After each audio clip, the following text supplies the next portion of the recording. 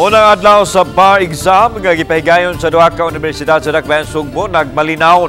Gawa sa naghinam-hinam nga bar takers, ang mga ginikanan mismo mao'y mas na excited o gikulbaan kaysa ilang mga anak. Kahigpit sa seguridad, libot sa universidad, gipatuman sa kapulisan ug naobserbahan ang kahigpit niini. Sa Renato ang dugang mga eksena sa pagbuka sa bar examinations, pinaagi nining report. Kadlawon pa lang nagabot-abot na sa venue ang mga bar takers din at dunay mga support groups nga nagpaluyo kanila. Gikulbaan man ang panaghinam-hinam na sila sa pag-take sa bar examination. At dunay mga ginikanan usab nga kikan pa sa mga lagyong dapit nga miari lang yun sa Sugbo aron masuportahan ang ilang mga anak. Maninguha gyud siya nga makapasar siya sa bar examination kay munay magamit niya para sa iyang gamit nga profesyon para sa iyang panginabuhi. Job, good luck. Janen, good luck. Do your best and good luck. Ayaw lang ka balaka kay naguban kanimo ang atong Ginoo.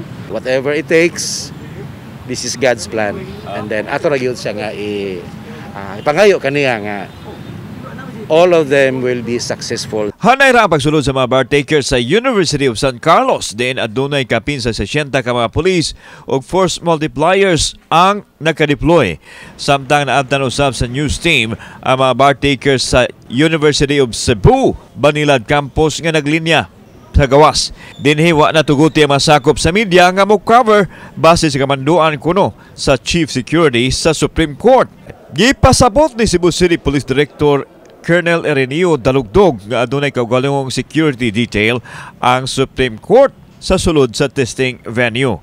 There is may Banilad University, so University of Cebu, aduna kitay 66 ka personnel nga na-deploy, no?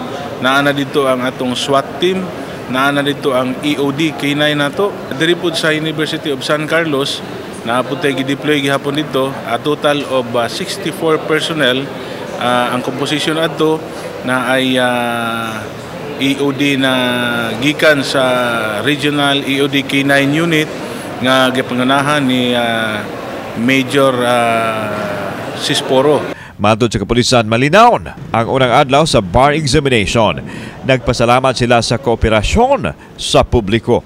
Pero so far, very cooperative ang katong mga establishment or katong mga tindahan nga naay ka nang nagabaligya og kuan. Wala gyud sila nagatugot or wala gyud sila mag-open sa ilang tindahan para magbaligya og katong mga intoxicating beverage or liquor.